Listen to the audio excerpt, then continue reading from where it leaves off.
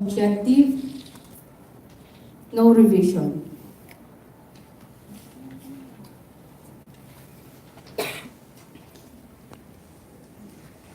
Next, please. Rule 3. Definition of terms. The itemization were revised. A, B, and C.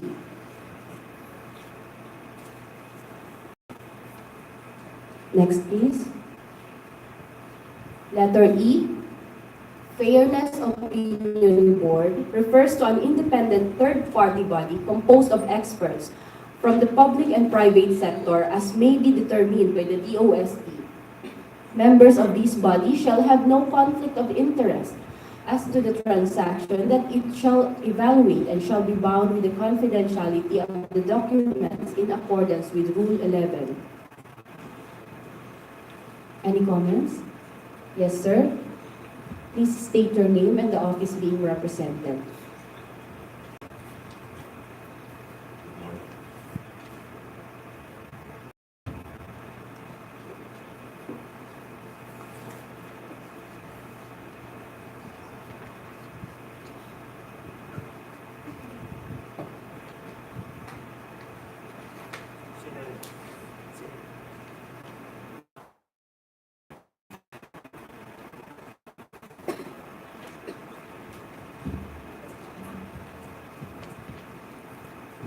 Dr. Emmanuel from Samar State University. I just want to ask from the PWD as to how would you know that the person you will be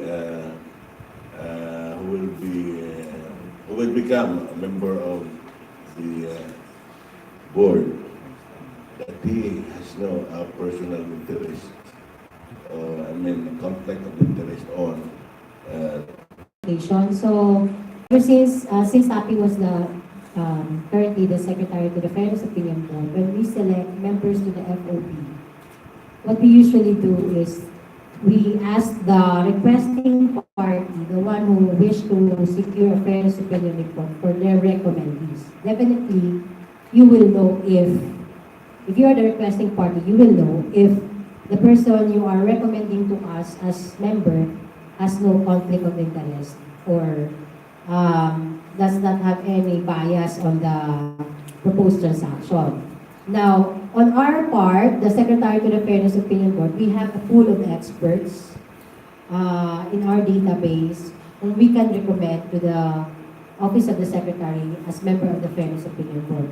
For us to be ensure that this member has no conflict of interest, we ask them to confirm first, because they will have to sign a statement of no conflict of interest, and they will have to sign a document stating that they have no conflict of interest. So if they sign that document and yet they have conflict of interest, then they will be bound by that particular document. And may I add something to that? On the conflict of interest, the member of the board should have no association, firstly, to the technology or the proposed commercial transaction of the technology, so that that person should not have any participation on the technology in whatever capacity, as the researcher or as member of the Research and Development Institute. Also, that person should not be associated or should not be connected with the requesting party. Okay, so based on those two things or two factors, there is presumption that there is no OL. These are bases to say that that person has no conflict of interest as to the transaction. So, in terms of association on the technology, which is the subject matter of the proposed transaction, and in terms of association on the requesting party. And also, if I may add, also a relationship or association to the potential adapter or licensee. So dapat wala siyang interaction or association both with the licensor and the licensee. Yes, sir.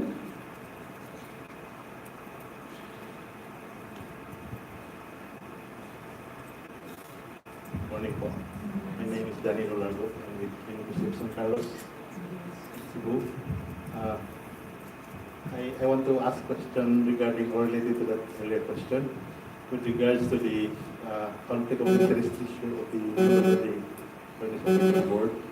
Will the member be required to make a declaration of no conflict of interest as part of this?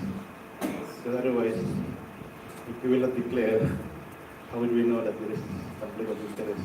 Yes, sir. Actually, he will be asked to sign the documents for conflict of interest.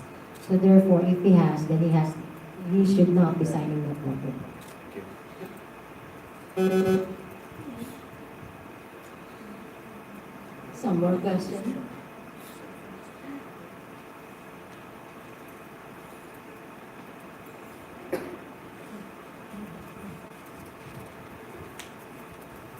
Done. Next, please. Fairness Opinion Report refers to the report submitted by the Fairness Opinion Board expressing its opinion as to the fairness to the requesting party of the proposed transaction, particularly its financial terms. Any comment or question?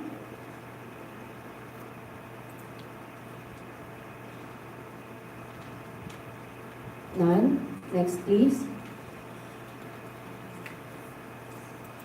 Letter I, letter J. Yes, sir.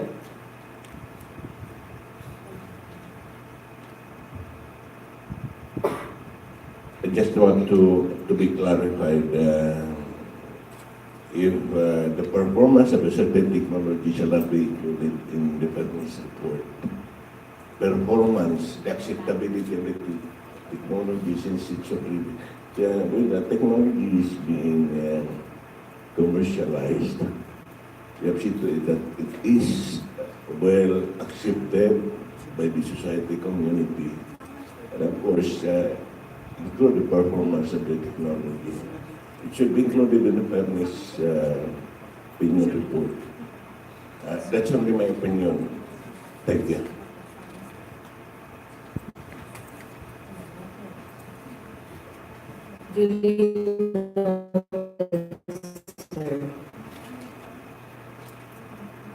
While we look, sir, your suggestion that the technical aspect of the technology should be included in the evaluation of the Fairness Opinion Board. The social aspect, the acceptability of The the social, technical, whatever other economic, including environmental aspects.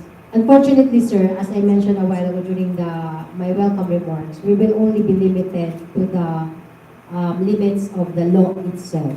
The law provides that the evaluation of the Fairness Opinion Board will only focus on the financial terms, the financial aspect of the transaction, meaning the licensing agreement. The focus is more on the financial, determining whether it is fair to the requesting party, the financial terms in the proposed transaction. But then there are two kinds of report that we are proposing. We also have the secretary, and perhaps that technical, economic, social, and other factors could be included in such report. Thank you, sir. Thank you, Attorney Marlon. Some more questions? None? Next, please. Letter I, letter J, no revision. Letter K, no revision. L, M, no revision. N, O, no revision.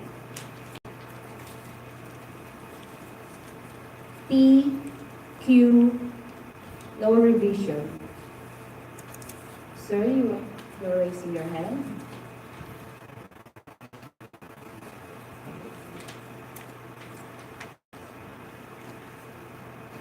Good morning to the Technical Working Committee as well as to my colleagues.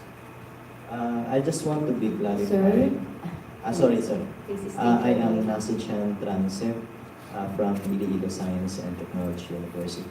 Thank you, sir. Before proceeding, I just want to be clarified of the GFAs and RDIs. So this is my question. Not necessarily a question but a query. Is there a time that the RDI will also be the GFA? In our case, since we are one of the state universities in the Philippines, we are a government institution, and as we know, the institution or there is a mandate for the university to conduct research, and of course it has a 5% out of its budget for research. So, for example, the university will conduct research and it will fund its research. Does it make the university the RDI and the GFA itself? Thank you. Yes, in one particular project, an entity may be both a government funding agency, a GFA, or a research development institute as or the RDI. So if in a particular project, the one which funds is a GFA, it's a government office which funds the R&D, and the one whose researchers conduct the RD or the research and development project is called the RDI. So if in a research project, an entity is involved in either funding or in the performance of the research, then you may both be a GFA and the RDI, in which case all the rights and responsibilities as GFA or RDI under RA10055 would be applicable to you.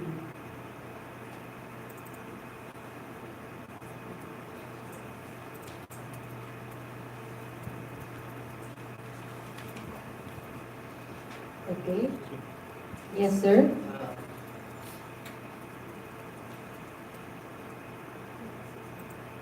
Because I'm from a private institution, will a GFA can also be considered, can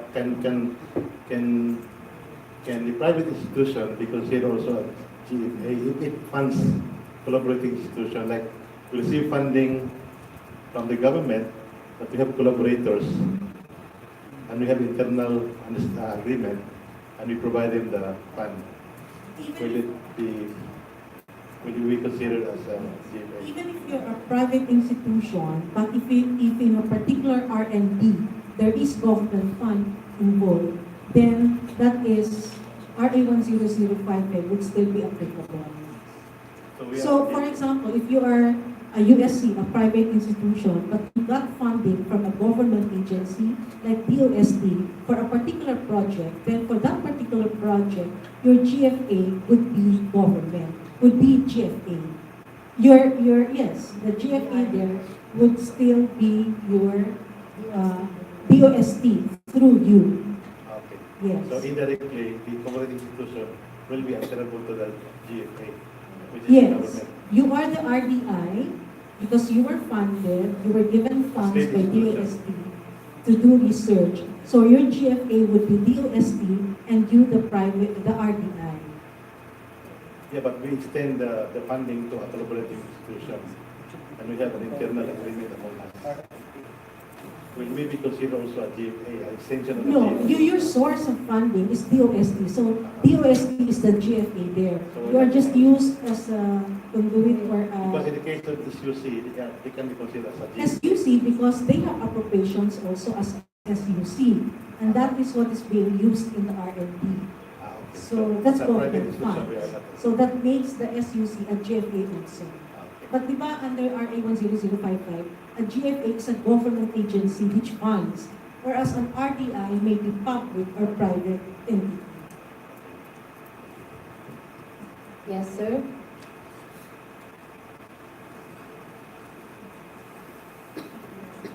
Just a follow-up clarification.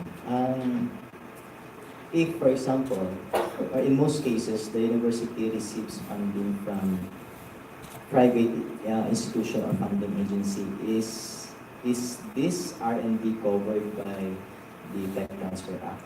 No, it is not covered. Thank you. It will only be covered if the funding comes from the government.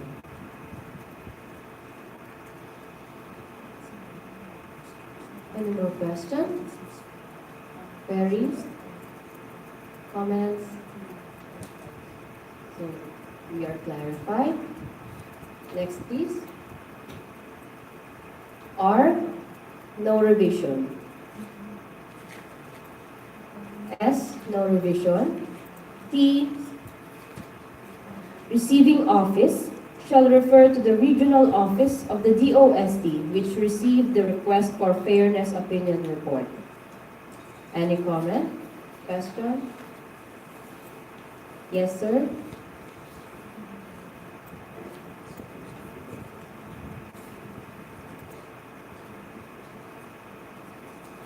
Dr. Villunis from Northern Iloilo Polytechnic State College, Science Iloilo.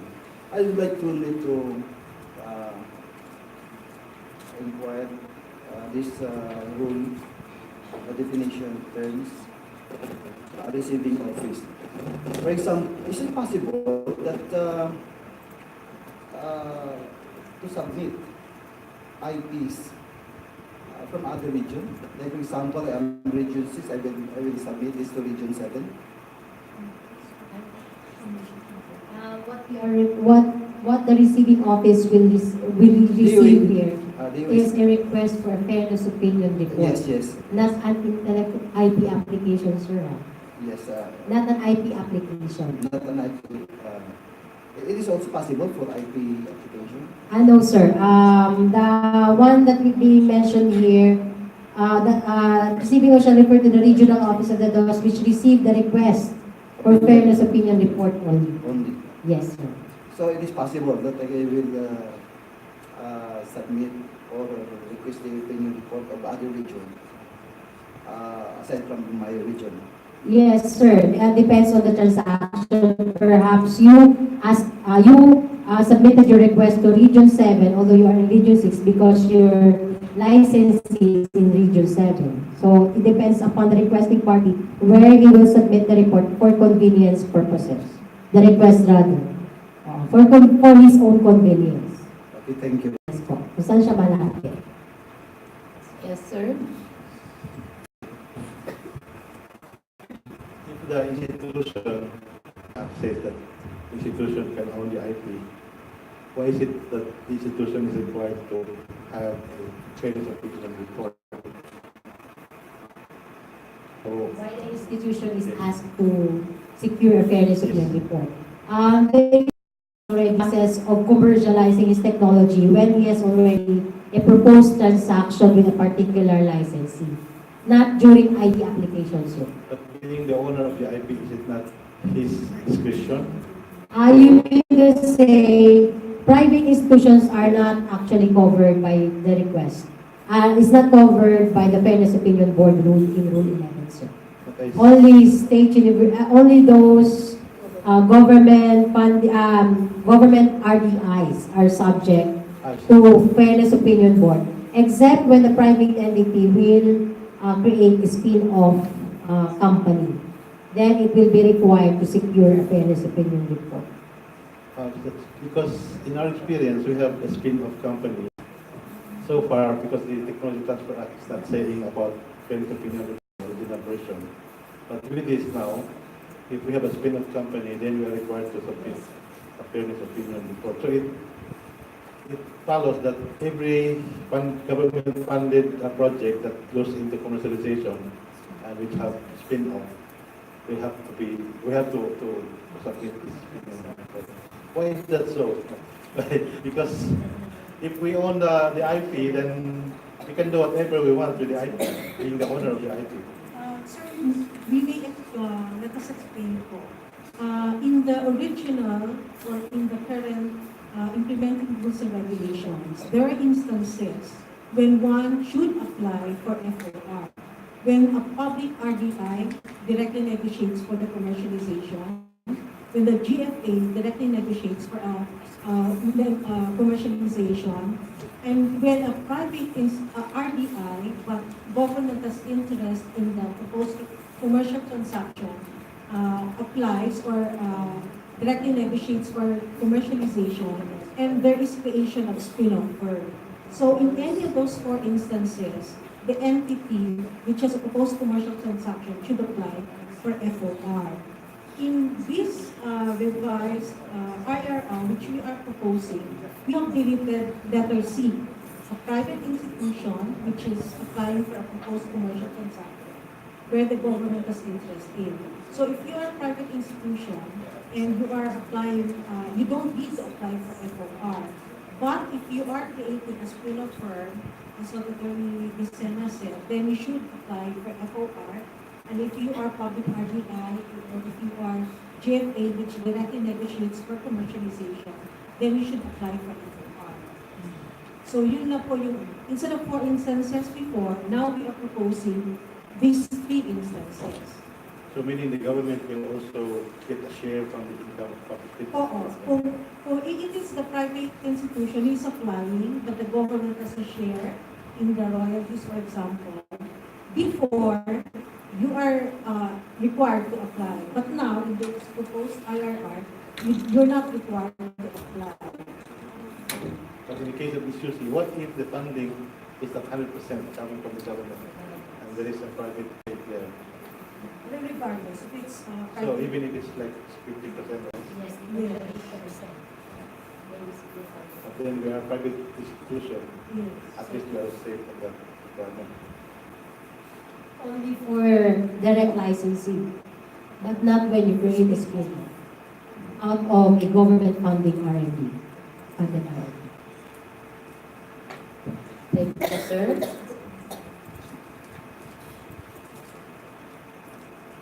Questions?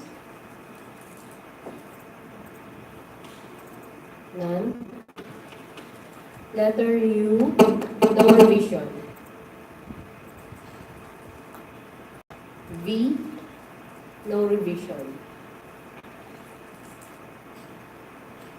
W, X, no revision. Y, Z, no revision. AA, no revision. BB, spin-off firm or company refers to the juridical entity that is an independent business technology taker with a separate legal personality from the GFA, RDI, and researcher created through the initiative of the researcher employee who generated the technology. As distinguished from startup firm or company, which refers to a juridical entity that is an independent business technology recipient with a separate legal personality from the GFA, RDI, and researcher, which is created independently of the researcher employee who generated the technology. Any comment?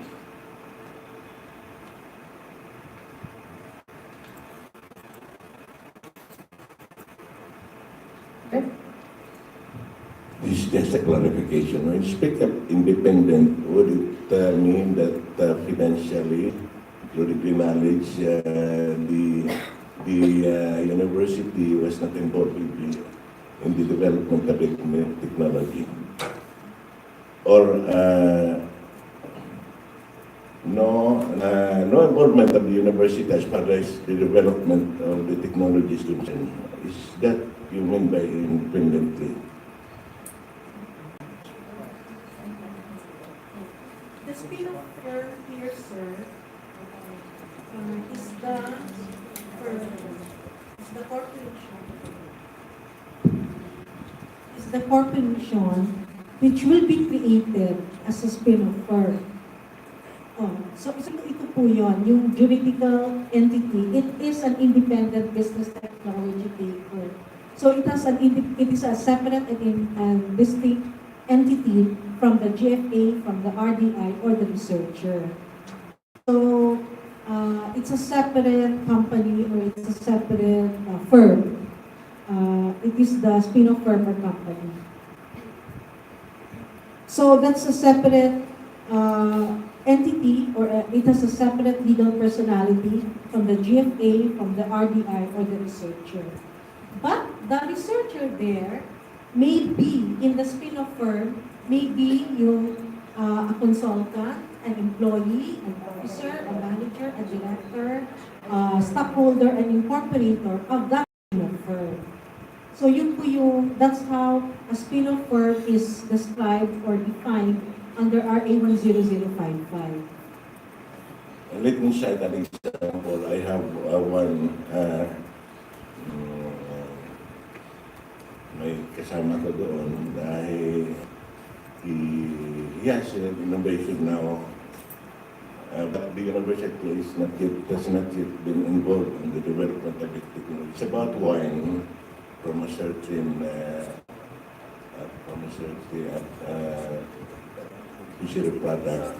Now, can he be considered as a spin-off? Firstly, you have to define the researcher. Who is that researcher? Government employee, but that government employee did not involve the university in the development of the product or the technology. Can he be considered as spin-off? That is employed with the RDI, which performed the R&D activities. So employed as full-time or part-time employee, or has a service contract with the RDI to perform the R&D activities. So you know yung researcher employee. Now what we just mentioned here in the in RA10055. So if that researcher is not an employee, full-time or part-time, or has no service contract, or he did the R&D separately as a separate engagement, not within the regular duties or not within the regular time of a research employee, of a full-time employee or part-time employee, then that may be considered a separate engagement. He is our faculty member, and then he developed the technology, but the university is not involved in financing, including knowledge. He has his own knowledge. In fact,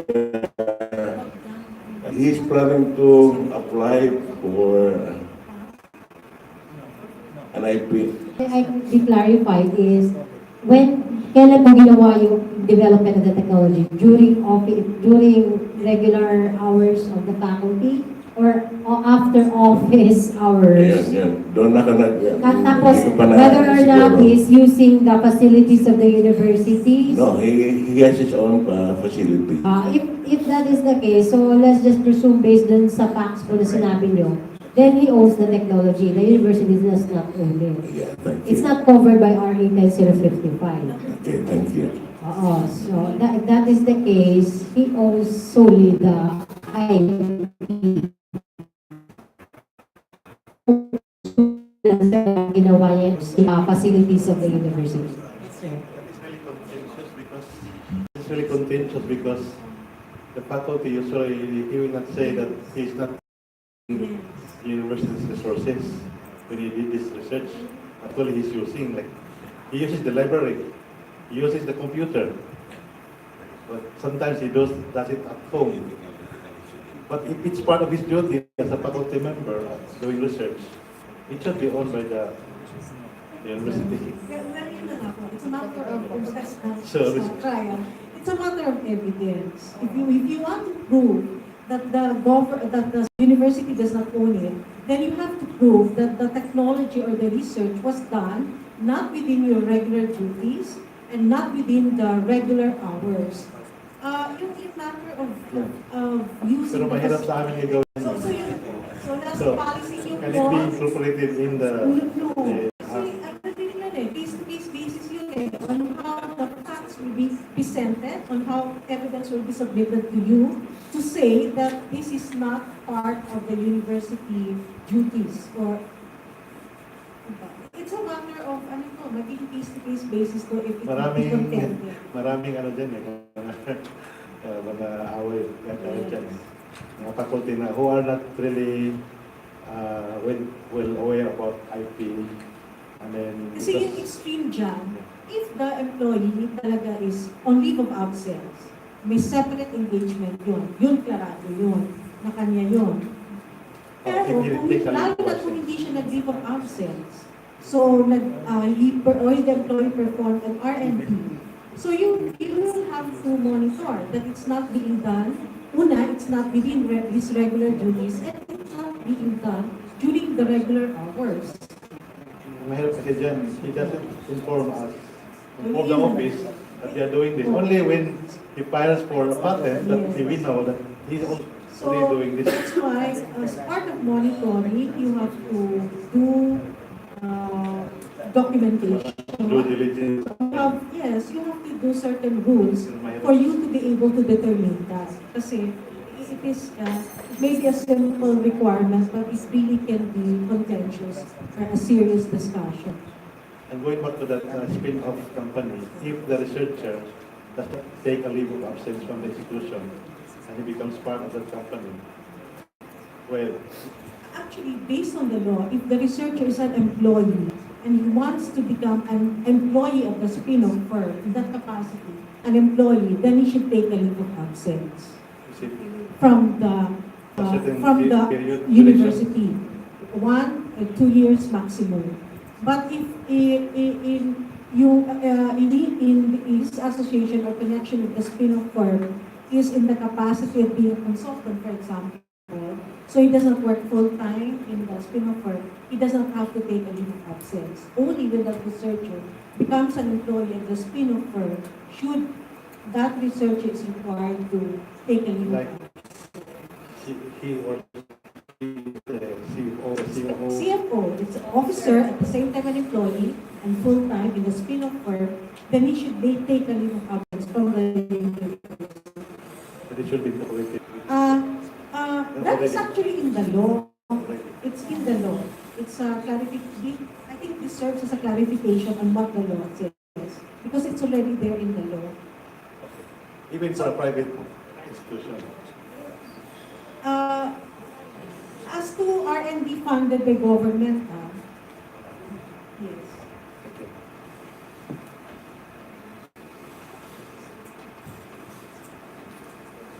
Any more questions? None? Next, please. CC, no revision. DD, EE, no revision. Next, please. FF, item I, no revision. Next. Number 2, number 3, no revision.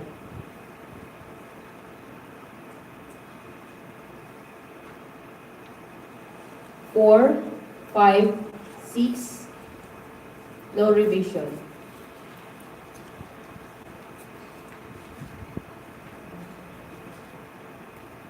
GG, HH, no revision.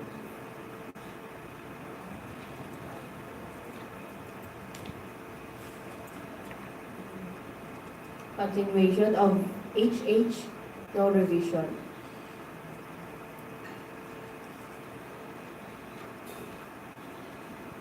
Item 2.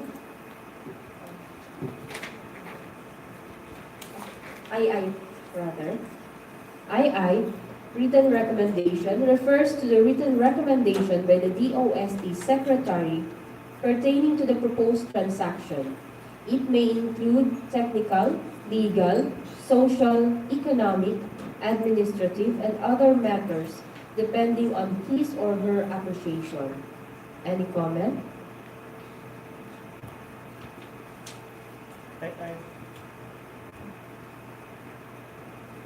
I believe I would answer your previous question relative to the technical. So, although it was not specified sa FOR, it is specified under the written recommendation of the secretary. Thank you.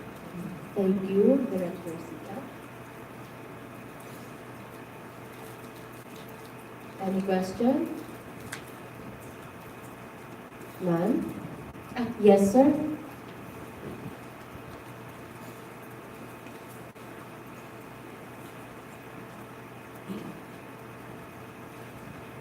Good morning. I'm Efren Linan from Capital State University. I suppose that this particular definition is in relation to fairness opinion report. And just a point of clarification, why is it that this technical, social, administrative is still included in the report, wherein fairness opinion report mostly focuses on financial terms, economic conditions, financial stability of the takers, because I'm just apprehensive that this might also hamper the fast tracking of commercialization of the technology. So that's it. I suggest maybe that this only should focus on the content of, because the basis of the recommendation is also the fairness opinion report. So technical, more specifically in technical and social. So definitely technical issues or technical evaluation on the readiness of the technology is within the work of the IP management office of certain university. Also the social aspect, the marketability, acceptability is also supposed to be on the level of the researcher of the office of the IP. So that's it. Point of clarification only why we need to have technical and social aspects.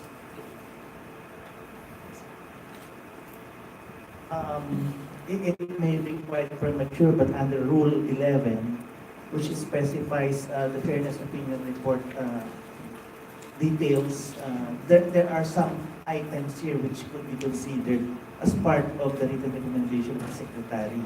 For one instance, under Section 2, there are some exceptions, no?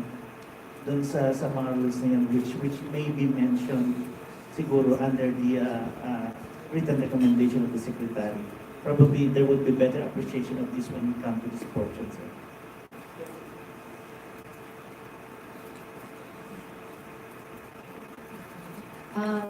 But definitely, sir, in the fairness opinion report that we will execute, wala pong technical, walang social, financial, social, economic, and other factors. It will only purely focus on the financial terms. So there are two kinds of, as I mentioned a while ago, there are two kinds of reports. The first one is the fairness opinion report, and the other is the written recommendation. So it depends upon the secretary if the secretary will include in his written recommendation technical review, economic review, or marketability, or the other aspects or factors. But definitely in the fairness opinion report, it will only focus on the financial aspect.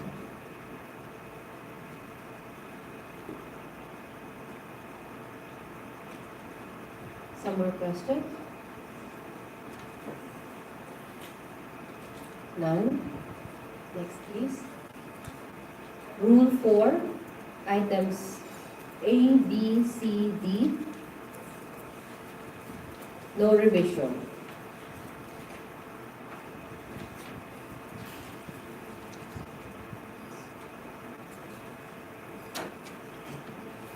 Next, Rule 5, Chapter 2, Intellectual Property Ownership. Rule 5, Ownership of Intellectual Property and Intellectual Property Rights. No revision.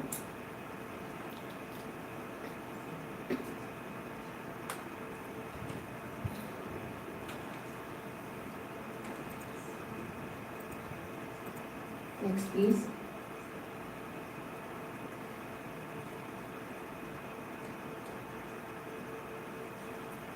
Thank you. Yes, sir. Let me give you an instance wherein I am the innovator. I am the one. I am the one who have the knowledge. I am the one who developed the technology when I was still a student. But the university applied for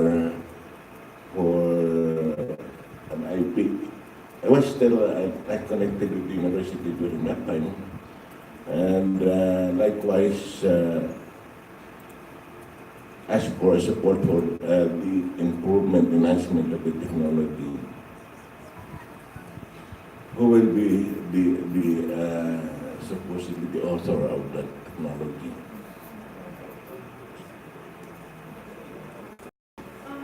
For the ori-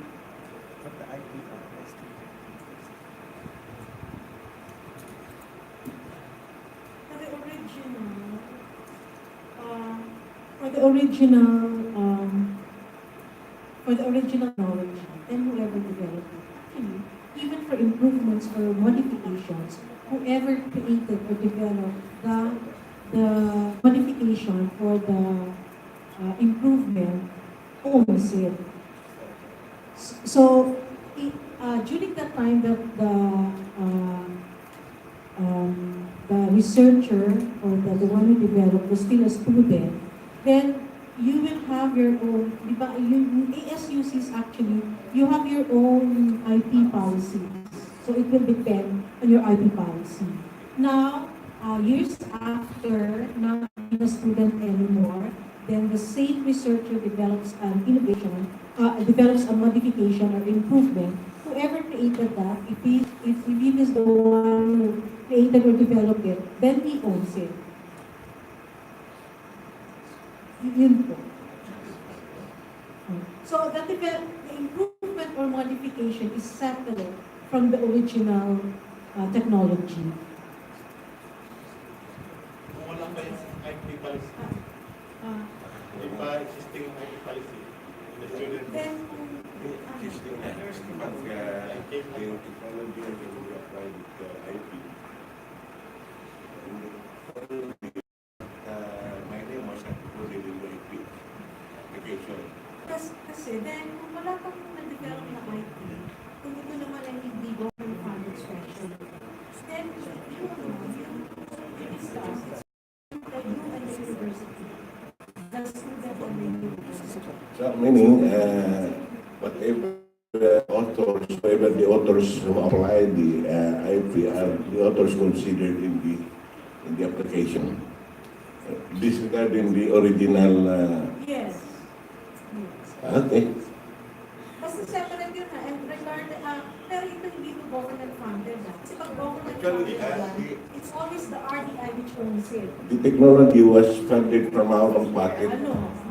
Sorry, RA10055 does not apply. If it's not, if the research R&D does not use government funds at all. So it does not apply. Yes, sir.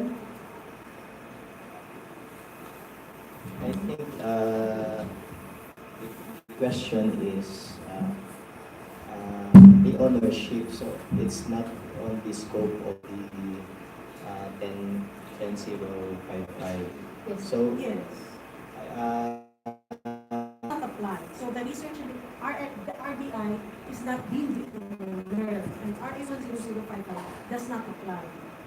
In which case, ano yun, RPC, intellectual property will apply. So whoever creates it, whoever develops it is the owner. Yun po. Nagtataon lang, because of RA10055,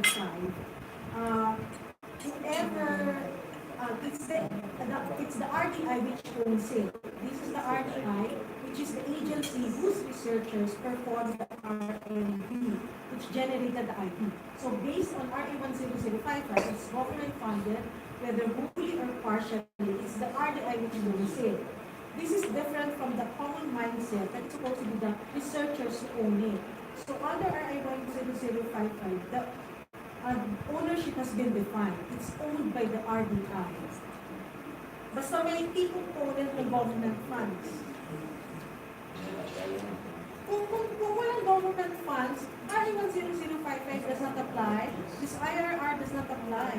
So you can have your own rules, but the intellectual property code applies. So intellectual property code, the basic rule there is whoever creates it, develops it, owns it.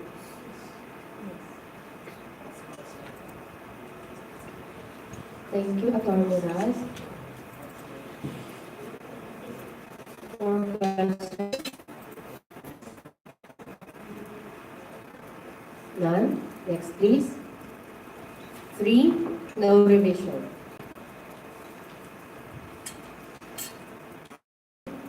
No revision. Letter B, no revision. Rule 6, copyright ownership, no revision.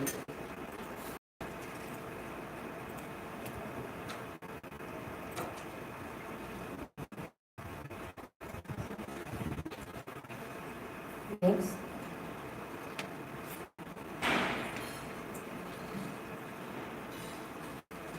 Entire Rule 6, no revision.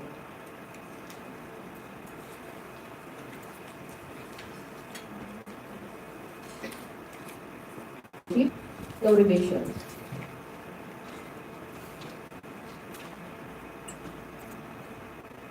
And research and development institutes or institutions. Rule 9, rights and responsibilities of a government funding agency. No revision.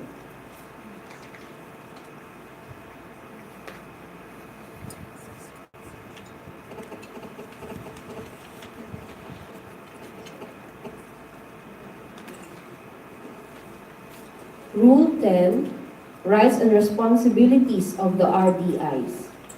Letter A, no revision. Letter B, all RDIs may develop and implement their own technology transfer protocol consistent with the provisions of these IRR. Any question? Yes, sir.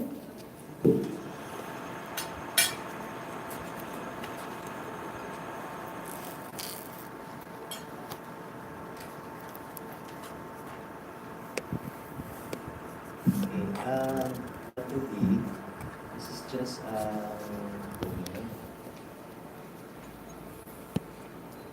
if I read the statement, somewhat like it is vague because there is a may and there is a consistent. So can we split it into 2 sentences so that it could be read as all RDI may develop and implement their own technology transfer protocol, period. However, it shall be made consistent with the provisions. Kasi pag nilagay mo yung may develop, tapos may consistency dun sa dulo, parang may do a protocol, na pwede bang consistent o kung hindi. So parang vague yung pagka-state ng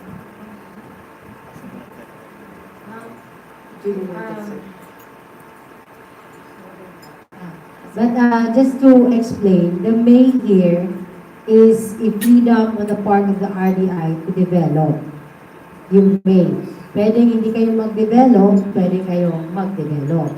But once you develop, it should be consistent with the, yun yung ano doon. So the may here only pertains to your choice to the RDI in the development of their development implementation of the technology transfer protocol. However, once you opted to develop, you need to be consistent with the provisions of this IRR. That's why it was written whole straight statement. However, we note the suggestion of, sir, from the Iloilo State Science University, State University, so, you'll consider that. Or, if it is more, clear, if that, it will be worded in that, way. Assuming that the university or the RTI developed the protocol, would it be necessary to have it approved by the Eastern and Actually, no, we do not. However, I believe, the regions, has a project, in which, you need to present your intellectual property policy. Okay, sir? I heard that one. no longer needed? How would you know that the protocol of the RTI is in accordance, is consistent with the IRR? Yes, sir. But unfortunately, kasi parang hindi po kami clearing house ng mga protocols nyo eh. This is, parang, we are just cautioning you that if ever you will develop, you need to be consistent with the IRR. Otherwise, if you will not, then you will be subjected to some objections or concerns from your own researchers and other clients, and then therefore you will be confronted with so many problems. Yun lang. But the DOST itself is not actually mandated to clear or approve all your protocols per se. Ganito po yun, the DOST sits in the board ng inyong mga SUCs. And sa board po, ipinipresent yung inyong mga protocols. And pag in-approve po sa board yan, hindi po namin inililista lahat. But we specify there that they should be consistent with existing laws and regulations. Now, it is the responsibility of the university to make sure that these are consistent. Otherwise, anybody within the university may question yung inyong policies pa siya ay hindi consistent. And the management of the university will be responsible for that. Thank you. Yes, sir. You know, local university, private university, those IP ownership is more generous to the researcher because the ownership is with the researcher, even if it's under employer-employee relationship. And they have a policy. So in this case, they cannot be overruled by the IP code of the Philippines. Because this is if the school is a private university, then I am assuming that you are referring to projects that do not involve government funds. So in that case, yes, of course, the basic laws of intellectual property will apply. But if you are more generous to your researchers, for example, that is okay. Because the laws of the intellectual property code give some sort of the minimum level of protection to the inventors. But if you want to give a better benefit, then that's it. administration is also very generous. Yes, that's just the minimum. In other words, you have to give back the IP code, the rights and benefits of the inventors, authors. You have to recognize that and give that. But if you go beyond that, that's fine. But just for emphasis, the Technology Transfer Act would not apply because no government money is involved. That's a purely private initiative. Thank you. Some more questions? None? Next, please. C, D, E, no revision. F, no revision. Letter G, report annually to all the GFAs on the progress of IP and or IPR commercialization efforts and of all agreements entered and licenses granted. Any comment? The revision here is all.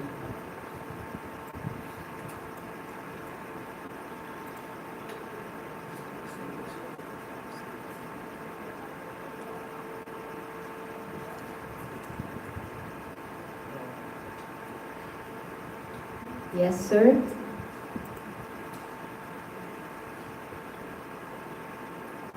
Suppose yung government funding agency, parang in the conduct of the research, they do it collectively in such a way na isa lang yung nag-represent sa lahat ng GFAs.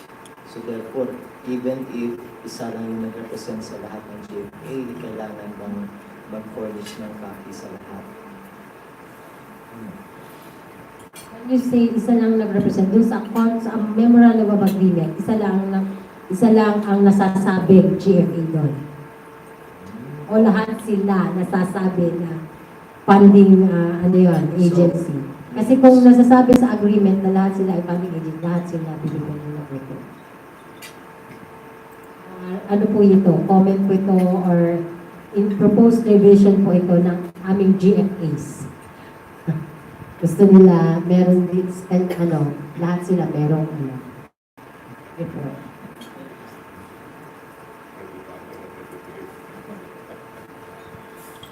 Okay. Some more questions? None? Next, please. H, I, no revision. Letter J, afford their staff with incentives consistent with existing laws to sustain efforts in identifying valuable IP and in pursuing IP commercialization. The RDI should clearly identify the composition of the research team and execute the corresponding research agreement with its researchers and staff. The staff may include researchers, technology licensing officers, and others involved in the identification of valuable IP and pursuing IP commercialization. The technology transfer protocol shall include provisions on the form and manner of granting incentives. Yes, sir?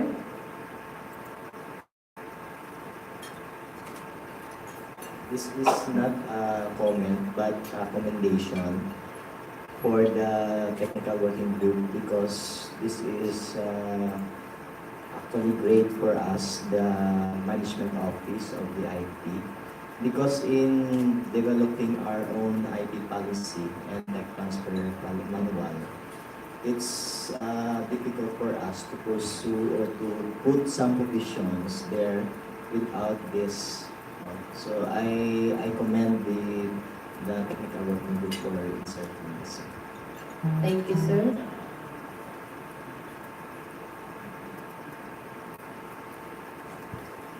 Letter K, no revision. L, the revision is the period from 3 months to 6 months. The confidential disclosure herein shall be made within the period stipulated in the RFA or in the absence of such stipulation within 6 months from the confidential disclosure made by the inventor, author, or creator of the IP to the RDI as provided in the technology transfer protocol. Any comment?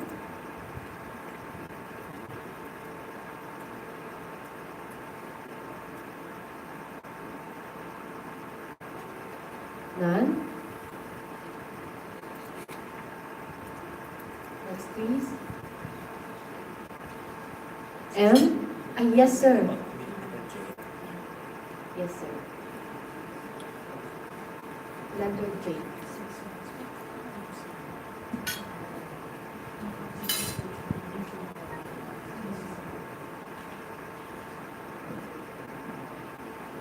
Good morning. I am Professor Castillo of Ball Island State University. We are still on the process of drafting our transfer protocol. Is it safe that we include this part about the incentives?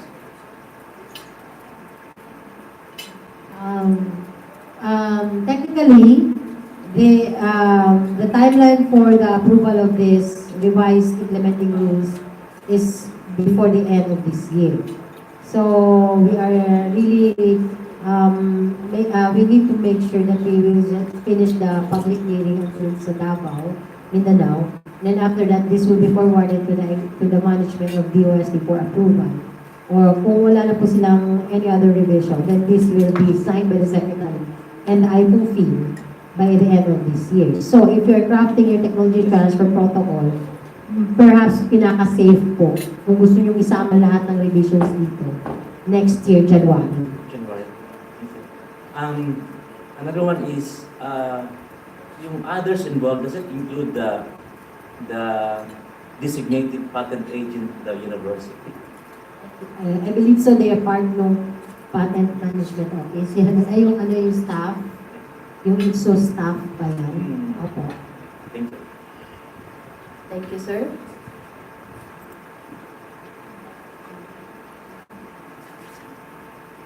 M, no revision. N, no revision. So the lump of revisions are in Rule 11, the entire Rule 11. Rule 11, Fairness Opinion Report and Written Recommendation by the DOST Secretary. Section 1, when mandatory. A Fairness Opinion Report and written recommendation by the DOST Secretary shall be required in the following instances. 1. When the GFA directly negotiates agreements for commercialization of the IPs that it assumes. B. When the public RDI directly negotiates agreements for the commercialization of IPs. And C. In the creation of spin-off firm or company. Any comment?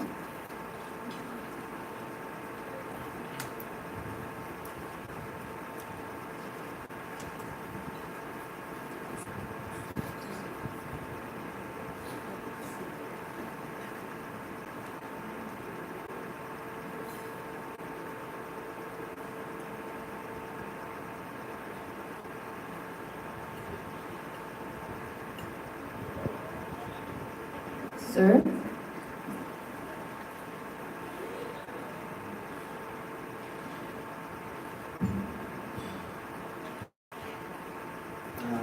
I know for a fact that because of the law, we are required to have the FOR. However, there are cases that the funding has different amounts, like in terms of thousands or in terms of millions. So, regardless of the amount, we have to satisfy this, and then that will be channeled from the regional to central office of the DST, right? Or is there a level na regional lang yung pagkuha ng FOR or sa central agad? Actually, we have not issued the implementing guidelines on the how we will operationalize this provision, this rule. Because before, aside from the implementing rules and regulation of RA10055, we have issued memorandum circular providing the guidelines and the issuance of the Fairness Opinion Report. But on the basis of this one, on the basis of this revision, the concept is that this, when you secure Fairness Opinion Report, it will be regionalized. That's why the receiving office is in the region, where it is nearer to the parties. Because what is actually costly here is the fact that the licensor and the licensee comes from different locations in the Philippines. So we need, the experts are from the NCR usually, nanggagaling dun sa Manila area. And so parang the experts need to travel, or either the licensor or licensee will need to go to Manila just to have these meetings with the Fairness Opinion Board for purposes of issuing the Fairness Opinion Report. So the concept here is we are trying to make it convenient to the requesting parties this process, and also fast track it in a sense that not everything is centralized. When it is centralized, it becomes, ano kasi, longer waiting period or waiting time. So, ganun siya. Thank you, ma'am, for that because that is also our dilemma before. Since in securing for the FOR, we need to, of course, have the expenses a lot bigger compared to this one, and at the same time, we have to wait for a longer time. Thank you, ma'am.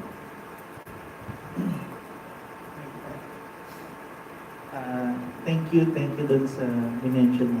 I believe Director Rowan ay palagi mo nakakausap kasi ganyan din ang tono niya pag nag-uusap kami. And we have discussed that intensively and in fact we have tried to include it dun sa item 2C dito yung public goods and services exemption. Parang dinidiscuss namin yan with respect dun sa classification relative to the funding, to the volume of funding na approved doon. Anyway, we will discuss this more intensively probably with the team.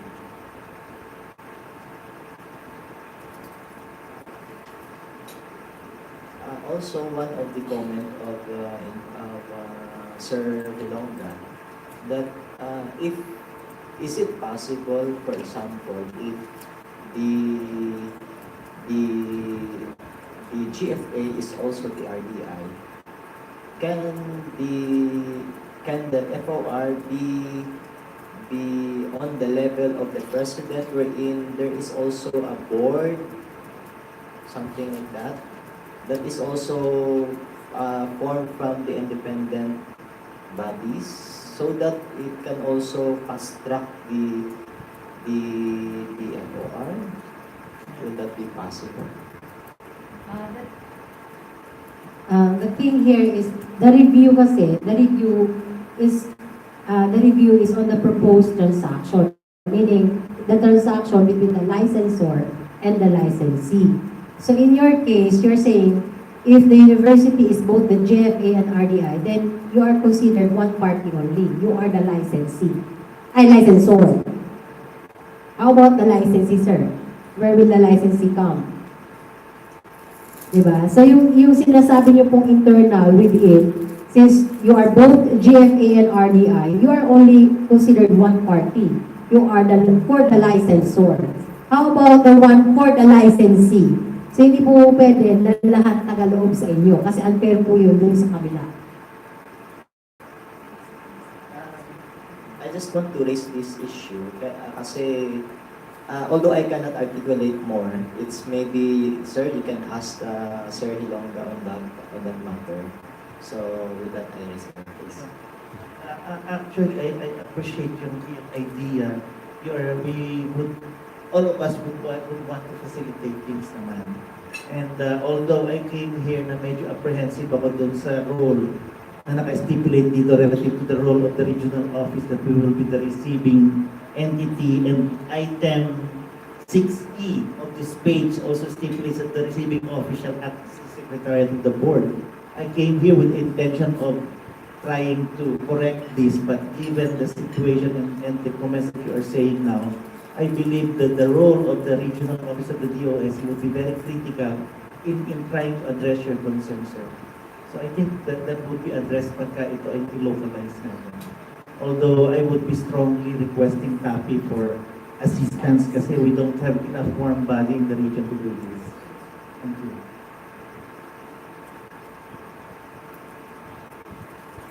Some more questions? Okay, please proceed. Section 2. For purposes of obtaining fairness opinion report, the following activities are not considered as commercialization. A. Government extension programs. B. Training services. C. Public goods and services, which shall be defined and determined by the parent agency. And D. Manufacturing for pre-commercialization activities, in which case a limited manufacturing license is issued. Any comment?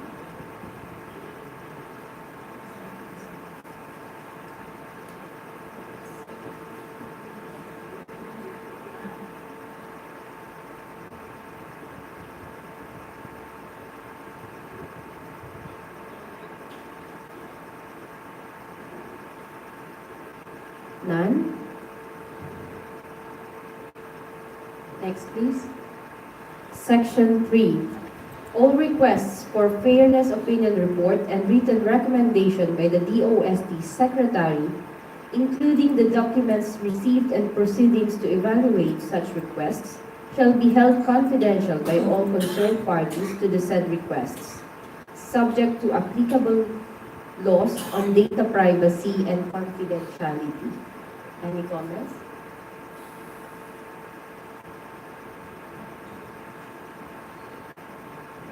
None? Next, please. Section 4, Fairness Opinion Report and written recommendation by the DOST Secretary shall be issued within the period of 60 calendar days from the receipt of the written request. For this purpose, the DOST Secretary may opt to pursue fast-track mechanism to expedite the issuance of the said report and the recommendation. Any comment?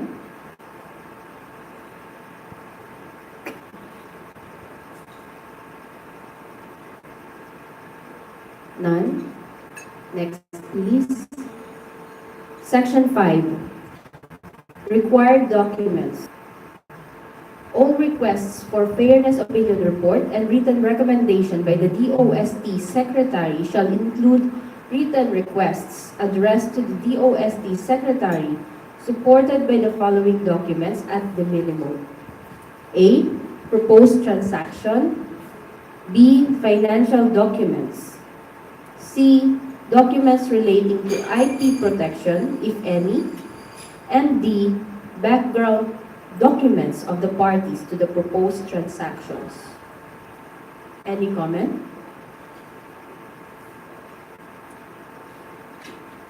Yes, sir.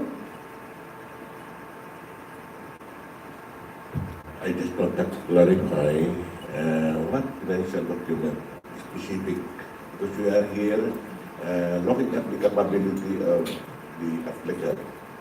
What financial document would you require from the applicant?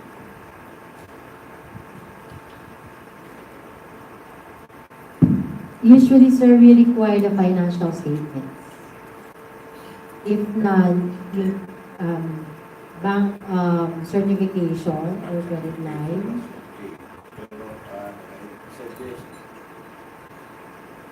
Because financial statement can be done, but with a document certified by other agencies is more authentic. Medyo mabigat yan na ebidensya. Kasi financial statement can be done. Pwede yan ma-fake yan eh. But Yes, sa kanila, sir, much the better kung signature audited of- naman po. Audited ng CPA, independent auditor na may Board of Accountancy seal. BOA accredited CPA. Dapat siguro lang na Yes, sir. na sigurado yan may pundo. Mas maganda yung bank account. Yes, sir. Okay, sir. Yes, sir.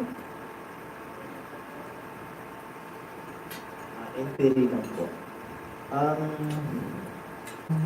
Of course, we already established this fairness opinion report. And here, we are saying that the FOR and the written recommendation will be issued within the period of 60 days or calendar days. Is there already a time frame specifying the specific process? In which, kasi, kung minsan, or for example, if we request for an FOR, at saka may nagtatanong sa amin, especially yung mga researchers or yung mga licensees. So, hindi naman pwede namin sabihin lagi na fairness process pa ng fairness opinion. So, pwede namin sabihin sa anong specific na process ng fairness opinion na yung technology. Parang ganun. Meron bang time frame na nakaspecify yung mga processes? Thank you. Sir, dun sa existing nating IRR, meron kaming inisyu na memorandum circular stating the process with the timeline. So meron nga tayong full-blown, meron tayong natawag na fast track. But with this revision, magkakaroon na naman ng panibagong separate MC circular para dito. So if you're asking kung meron na, wala pa sir, kasi we will still have to have this approved. Pero doon sa existing, meron pong fast track mechanism, meron pong full blown. So meron timeline doon kung ano yung pagdadaanan ng request. If it's a full blown and when it is fast track. So meron tayo sa fast track na 10 days, meron pang fast track na 1 day lang. Evaluation. So may 60 days na full blown, may fast track 10 days, may fast track na 1 day. Doon sa existing nating IRR. But for this, we still have to work on the guidelines, on the periods, kasi nag-iba na po yung process natin. Completely different from the previous IRR. And of course, we need to coordinate now with our regional offices, considering critical nga po yung magiging functions nila dito. Dito sa pinopropose namin amendment to the implementing rules.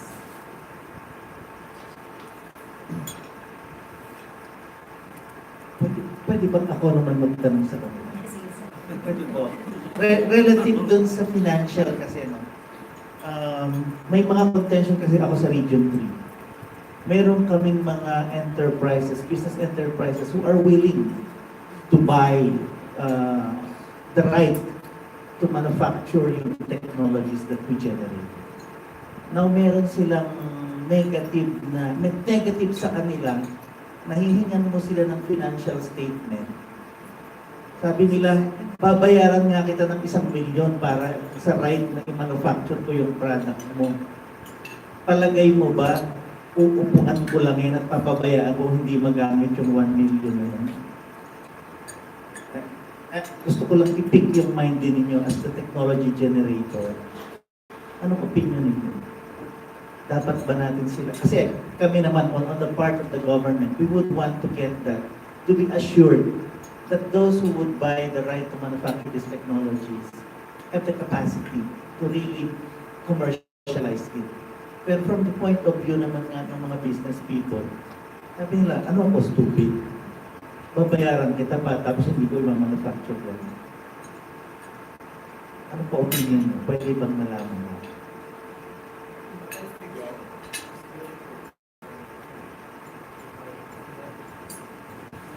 Ang sa atin lang naman masiguro. Kasi may mga tao na picky. May mga tao, if you can notice on the television, may mga tao na masiguro lang natin na hindi rin yung isang tao na interest sa technology, hindi rin mapiki. At yung may-ari ng technology, hindi rin mapiki. Kasi, kuwan yan masakit sa may-ari ng technology na mapipiki siya. Bibigyan ka ng 1 million, piki naman yung cheque. Pwede yan mangyari. Yes. To ensure that, to secure the knowledge of the developer. Ganun na lang para masiguro natin na talaga secured yung order ng technology. Siguruhin natin na may kikitain din yung developer ng technology. Sigurado ng pera.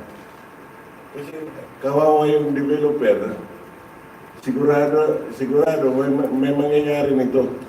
Kasi may nangyayari nga sa actual sa television mismo nakikita nyo na there are people who are doing this business na piki pa lang talaga.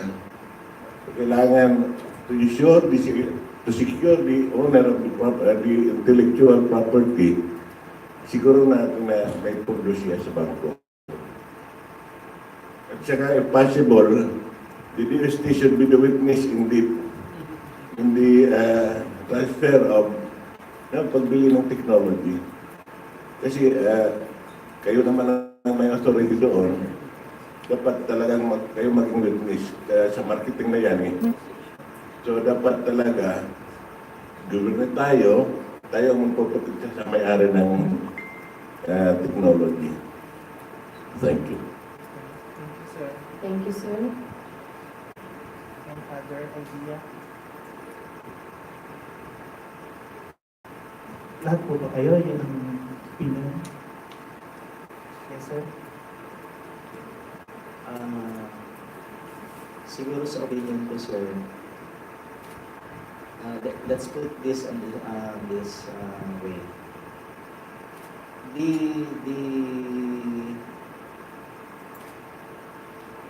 Nandun naman sa negotiation process yung pag-determine kung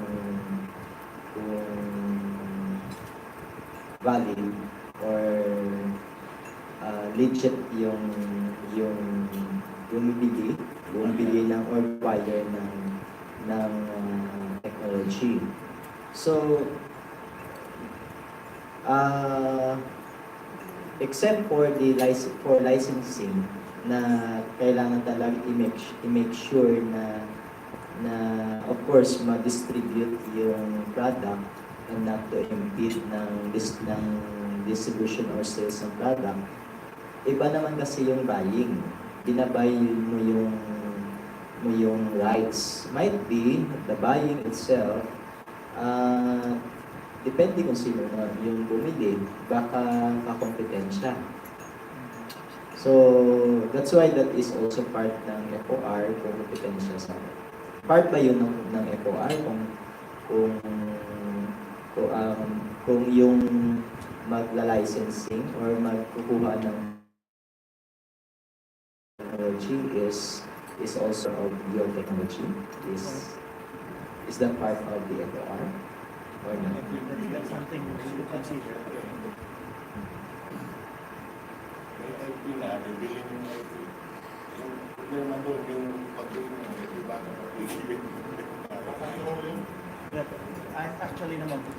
Actually naman po, pagka ganito kasi lalo na sa mga aming mga technology transfer day activities, legit po lahat yung mga nandun. But the point that's not been mentioned is relative to the unfair competition. I think that's something we should consider. Thank you for that.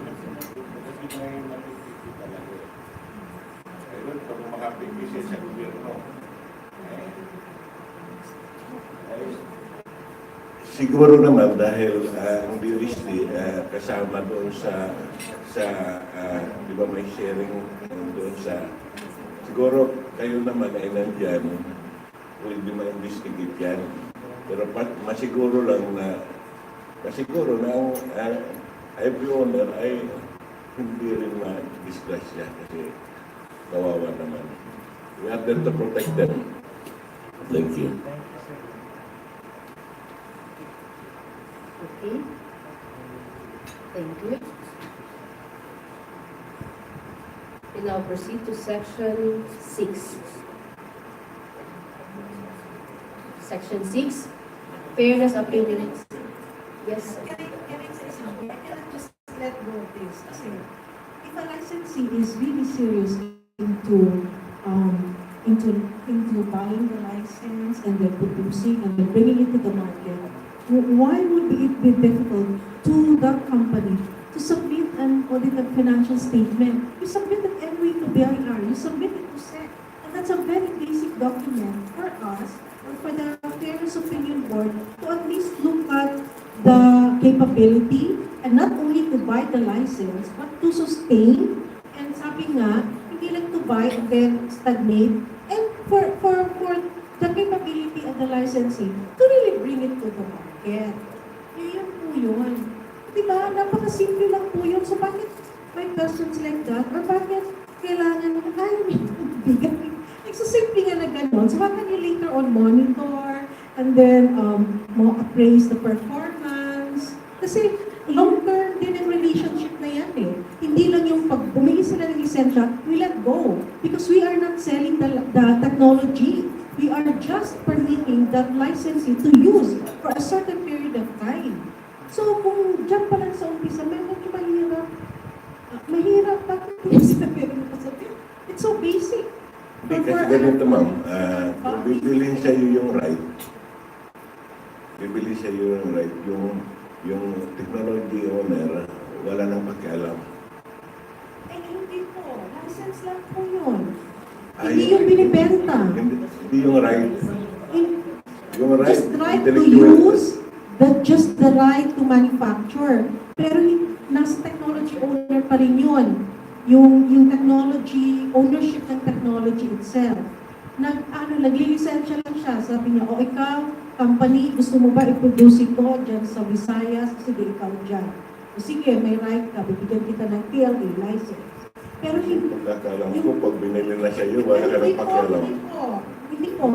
Mayroon pong dalawang ways of transferring the technology. One is you can do outright sale. If in the determination of the RDI, who is the technology owner, the technology generator, it is the one which determines whether it does outright sale or not. The other one is direct licensing. You just license. Yung pag-license is you just permit the licensee to use the technology, maybe for a certain period of time. In using, you manufacture, you produce, you distribute, you sell. Yun lang po yun. In which case, the technology owner still has the right to actually appraise the performance to make sure that the quality of the product it produces remains. So, hindi po nawawala yung relationship just because nagkaroon ka ng TLA. But the USD has can do something about the valuation as the one who wants to be licensed, due to the licensing owner, wants to avail of the license to commercialize the technology. So the concern is on the valuation now of the technology. Kasi sabi ni Sir, buy. So, we try to identify kung ano yung ibig sabihin ni Sir na buy. Is it the licensing itself or the outright sale? So, pag outright sale, binili, so more likely, magkakaroon ng valuation. Para at least determine kung fair yung... Kahit anong mode, whether it's licensing or outright sale, it should have a valuation. Yes. It should, because your royalty, kung licensing yan, will depend on how you value your technology. So, ganun din naman kung outright sale, yun nga lang, pag outright sale, one time, big time yon. Yes. Parang ganun, bibilin, bayaran agad. Pero pag in licensing, over a period of time, depending dun sa number of units na ma-manufacture yung licensee. Parang ganun lang yun, staggered basis pag licensing. So kahit na outright sale, kailangan mo bang hingan ng financial statement yung licensee? Or not licensee, but the company that will be buying the technology by outright sale? I think when you say kung kailangan pangingin ng financial statement, kung may mapuproduce na ba siyang check, I don't think you need to ask for the financial statement anymore. Yes. Diba? Kung ito That's na yung right. check ko, I will sign the check, this is how much you want me to buy your technology, no need to secure the financial statement definitely. And I think that's the answer to the question also. Yes, tatalbog po yung check. May background investigation kasi baka kasi tumalbog din naman yung check. Gawin ko lang business day and then In that case, the term buy is not appropriate for if what you want is only the license. It's not buying, it's just licensing. Yeah. So for outright selling by the owner or the licensor, all the rights associated with it will be transferred to the buyer. Diba? yes. A patent. But if the buyer is a troll, like preventing you from doing the same kind of activity. Due diligence po dapat on the part of the technology owner in transacting with this kind of personality. What if we face handsome amount. Pero anyway, regardless, kasi strategy po talaga ng mga big firms, example, na mamili lang talaga just to prevent you from, because you're a competitor, that's their business strategy. Mga big company. Business strategy nila. So, ang babalik po tayo dun sa tanong, what is the objective of the R&D? To earn money or to really have it used by the public? Ano po ba? Kasi pwede naman po yung public good na lang yan. Hindi ba? So, pamibigay natin para marami makagamit. So, depende po talaga sa objective ng R&D nyo. Kung you really just want, you want to commercialize because you want to get, to earn from the technology, or, kasi kung gano'n yung direction, edi pwede nyo nang ibenta nga, hindi na kayo mag-monitor and all.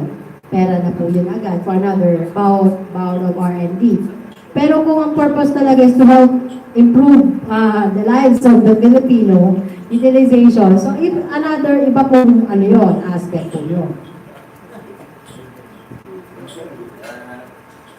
Kami na nasa government, lahat na ginagawa, libre. Although may support na galing sa inyo. Pero, what I'm saying is that those developer from yung mga what we call those mga private developer na dapat maprotektahan din sila. Dapat nasa kuwan, may protection din sila na yung IPR nila na may panahon din na mapitigil yun eh. Yun ang gusto kong ipaglaban na mabigyan man lang natin sila ng protection, although they already have their IPR. Pero pwede pa rin yan makuha ng, that can be, pwede yan makuha ng ibang tao na paraan na pipikihin yung sige. Pwede yan. I just want to, maging lang na tayo, pwede yan. Managers check na lang po para cash agad. Pero sir, the FOB process po kasi actually helps validate and determines capability of the licensee also. Kaya nga, whether it is fair to the government palagi ang determination ng board. Para mas sure na, although meron na kayong sariling evaluation na ginawa may due diligence na kayong ginawa in determining the capability of your licensing, pag dumaan po sa board, another screening process pa rin po yun. So yun yung parang pinaka-safety net pa rin po ninyo, na talagang ito, dalawa na ang tumingin, kami at saka independent body, na sinasabi na fair itong transaction. So there's no way na magkakaroon ng ganyang instances kung dumaan na sa FOB. Okay? Pwede bang last statement? Gusto ko lang pong napakaganda po nung ating sinasabi na yung research ay ika nga para sa bayan. Nung attend po ako ng APEC Summit sa Peru noong June, nausap ko po yung mga APEC countries at ang sabi, pare-parehas po sila nang sinabi ganyan. Alam niyo, nagulat sila nung sinabi ko sa kanila. Sa amin sa Pilipinas, yes, gusto namin yan at a specific level. Yung meron tayo yung mga research for public goods, for public welfare. Pero gusto rin po natin na ating mga researcher, magkapera naman. Kaya po tayo meron itong ginagawa po natin itong ating activity ngayon. Gumagawa po tayo ng guideline para po, masenso rin po yung ating mga researcher and make money out of research. Yan po ay isang sinasabi po ng ating USEC Gem, na sabi nga niya, we should make full use of the intellectual property that we generate. That's why we must protect it, and that's why we must come up with policies and guidelines to protect the researchers also. So, pagtulong-tulungan po natin pagandahin itong ginagawa natin ngayon para po yumaman din naman ng mga researcher. Natutuwa po ako, sa region ko marami ng researcher doon, ng mga milyonaryo. Marami nang nag-resign sa mga RDI to put up their own spin-offs at mga successful po sila. Sana po dito rin sa region ninyo marami rin tayong makita.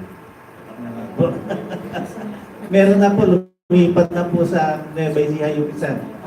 Yung nag-develop ng stove dito, si Engineer Belonio. I believe he came from CPU. Yeah. is now one rich guy and may spin-off na siya doon. Marami rin doon and sana mas marami pang maging katulad niya. With the help po nitong ginagawa natin. Sorry, maraming suportahan ng UST.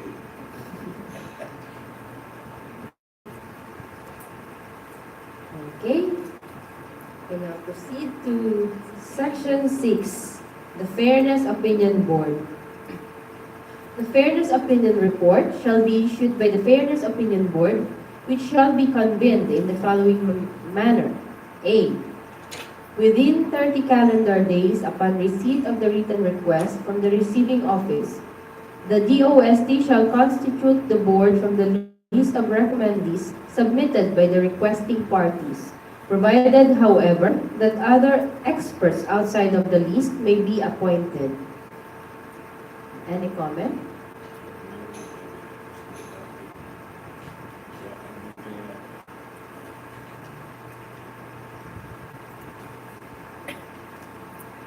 So, the term submitted by the requesting party, hindi kaya tayo magkaroon ng doon sa conflict of interest.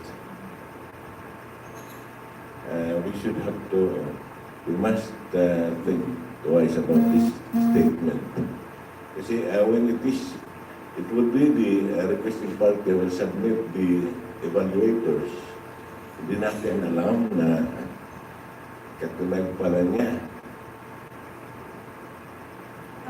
Yan. That's my concern. It is the DOST Secretary, which is mandated by the law to select the board members. And the DOST Secretary is not bound to select from the recommendees. DOST Secretary may select from the list out from other experts outside of the list. So, una po yun. Next, meron po yun nga, yung mga documentation, yung statement of no conflict of interest, yung mga WO, the Fairness Opinion Board or the FOB Secretary that looks into that person. Okay, thank you. Some more questions? Comments? None? Next, please. B. In selecting the members of the board, the person's neutrality, impartiality, and expertise shall at all times be given due regard. The expert shall execute a statement of no conflict of interest and non-disclosure agreement pertaining to the written request. Letter C. The Fairness Opinion Board shall review the written request and all supporting documents, and it may obtain and consider other independent information. At its discretion, the board may request for ocular inspection and/or presence of the representatives of the GFA and/or RDI as resource persons. Any comment?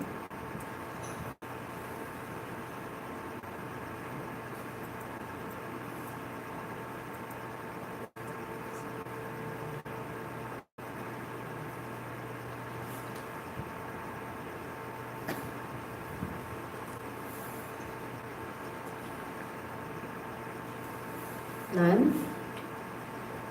Okay, letter D. The Fairness Opinion Board shall complete and submit its Fairness Opinion Report to the requesting parties, copy furnished the DOST Secretary, not later than 60 calendar days from the receipt of the written request. Letter E. The receiving office shall act as the Secretariat to the Board. F. All costs and expenses of the board and its secretariat shall be shouldered by the GFA and the RDI in the proportion as determined in the RFA. In the absence of such provision, the costs and expenses shall be shouldered by the requesting party. Any comment?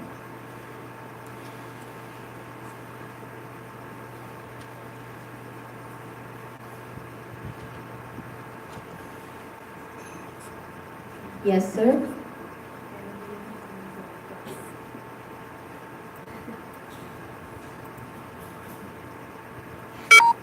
There is a section number 4, says that the fairness opinion report and written recommendation